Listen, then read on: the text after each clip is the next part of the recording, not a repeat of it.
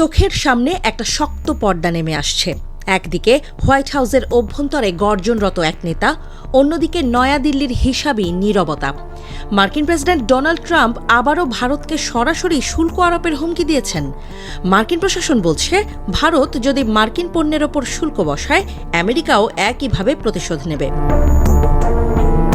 শুক্রবার এক বক্তব্যে প্রেসিডেন্ট ডোনাল্ড ট্রাম্প স্পষ্ট ভাষায় জানিয়ে দেন, ভারত বা চীন যদি আমেরিকান পণ্যের ওপর উচ্চ শুল্ক বসায়, তাহলে তাদের পণ্যের ওপরও সমপরিমাণ শুল্ক বসানো হবে।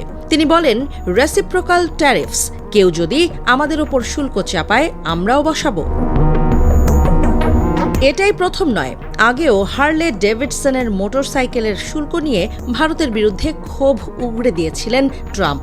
তিনি বলেছিলেন, ওরা আমাদের পণ্যের ওপর 100% ট্যাক্স বসায়, অথচ আমেরিকা ওদের পণ্যের জন্য কিছুই চায় না। এবার মনে হচ্ছে তার সেই বক্তব্য বাস্তবায়নের সময় এসে গেছে। বিশ্ব বাণিজ্যের বড় অংশ জুড়ে ভারত ও আমেরিকার সম্পর্ক অত্যন্ত গুরুত্বপূর্ণ। 2024 সালে ভারত থেকে আমেরিকায় রপ্তানির পরিমাণ ছিল প্রায় $74 বিলিয়ন, যেখানে আমেরিকা থেকে ভারতে রপ্তানি হয়েছে $42 বিলিয়ন। কিন্তু সমস্যাটা হচ্ছে শুল্কের হার। ভারতে আমেরিকান পণ্যের ওপর 7% থেকে 68% পর্যন্ত শুল্ক বসানো হয়, যা আমেরিকার জন্য বিরক্তির কারণ হয়ে দাঁড়িয়েছে। বিশেষজ্ঞদের মতে, ট্রাম্প প্রশাসন যদি ভারতীয় পণ্যের ওপর অতিরিক্ত 10% শুল্ক বসায়, তাহলে ভারতের অর্থনীতিতে 50 থেকে 60 বেসিস পয়েন্টের প্রভাব পড়তে পারে। ট্রাম্পের হুমকির পর ভারত সরকার শুল্ক নীতি পুনর্বিবেচনার কথা ভাবছে। বিলাসবহুল গাড়ি, সোলার সেল ও রাসায়নিক পণ্যের ওপর শুল্ক কমানোর কথা আলোচনায় এসেছে। এমনকি কৃষি অবকাঠামো উন্নয়ন সেস কমানোর বিষয়টিও ভাবা হচ্ছে।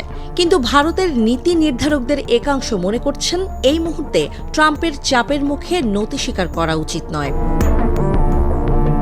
বিশ্লেষকরা বলছেন, ভারতের উচিত নিজের স্বার্থ রক্ষা করে কৌশলী পদক্ষেপ নেওয়া, কারণ আমেরিকাও ভারতীয় বাজারে প্রবেশ করতে চায়, বিশেষ করে প্রযুক্তি ও প্রতিরক্ষা খাতে। ট্রাম্প প্রশাসনের রেসিপ্রোকাল ট্যারিফস নীতি ভারত মার্কিন সম্পর্ককে নতুন চ্যালেঞ্জের সামনে ফেলেছে।